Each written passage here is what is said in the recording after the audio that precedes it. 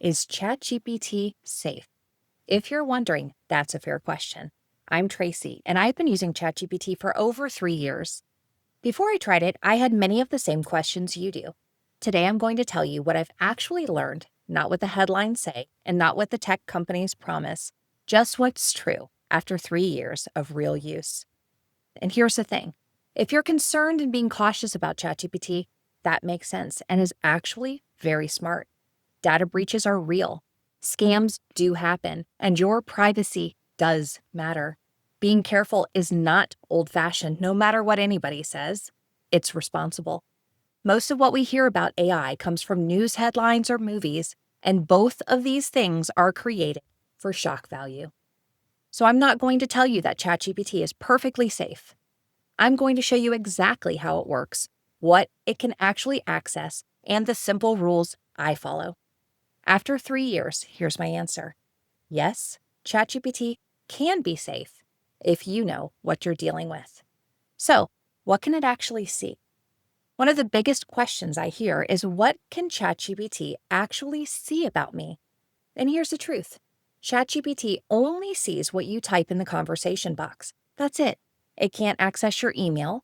It can't see your files. It can't read your browsing history. It can't get into your bank accounts. It cannot read your text messages. It can't watch what you do on other websites.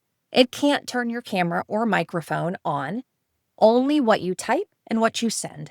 So if you think of it, it's like texting a friend. They only see the messages that you choose to send, and ChatGPT works the same way. It's not spying and it's not listening in the background. It's not scanning your computer. It's a text box, and that's all it knows, what you put in that text box. So then what happens to your conversations? If you have a free account, by default, your conversations get used to improve ChatGPT. OpenAI, the company behind it, uses those conversations to teach the system how to respond better. They're not reading your stuff like a diary, though. They're looking for patterns. But, and this matters, you can turn that off. So I'm going to teach you in another video exactly how to do that. But my choice is I turn it off. I'm just not comfortable with my personal information being shared like that. I'm very careful about what I type, and that's where 3 rules that I have come in. Rule number 1 is never share personal identification. No passwords, no social security number, no bank account, no credit cards, no home address. If it feels like something a scammer would love to know, don't type it. Rule number 2, don't share other people's private stuff. So, the same thing that you're keeping safe for yourself, you need to keep safe for your friend Susan. If you need it to help you to write an email to her, don't type her email address, phone number, or personal details. Just say, help me write a friendly email to Susan about rescheduling lunch. This protects the people in your life and not just you. Rule number 3, this is the most important rule there is. Double check anything important. ChatGPT is helpful for brainstorming, drafting emails, learning new things, but it makes mistakes. And after a lot of use, I can say it makes a lot of mistakes. So if you have medical questions, check with your doctor. You can go there and look them up, but check with your doctor. If you need money advice, go there and ask it, but you really need to talk to a financial advisor to verify. If you have legal issues and you need legal advice, you need to ask a lawyer. ChatGPT gives you a starting point, but it's not the final call. Those 3 rules will always keep you safe. So, what do I actually use it for? I use it for writing emails, brainstorming for my business, explaining things more simply, planning my week, learning about topics that I don't know much about, and I'm a researcher. I love that. Making grocery lists from recipes. None of these require sensitive information. All of it saves me time and helps me think. So here's what 3 years of using ChatGPT has taught me. It works best when you think of it as a thinking partner, not somebody who knows your whole story. I get value from it without crossing my boundaries.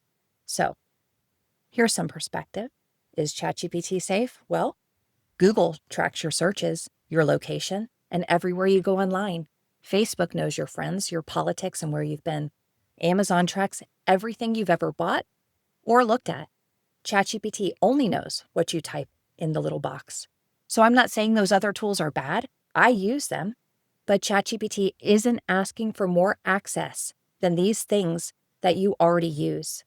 The difference is that ChatGPT is new, and so we're really paying attention. And honestly, that's really good because it means we're being intentional. So, in closing, here's my answer. Yes, ChatGPT is safe if you understand what it accesses, if you follow some simple boundaries, and if you stay in control of your data. You don't need to be a tech expert. You just need to be intentional. Don't share your passwords. Don't share your financial information or anything you wouldn't want somebody else to see. Use it as a helpful tool, not a replacement for your own judgment.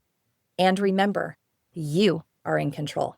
In my next video, I will walk you through every privacy setting step by step, how to turn off training, how to control your memory, how to use temporary chat, and how to delete conversations.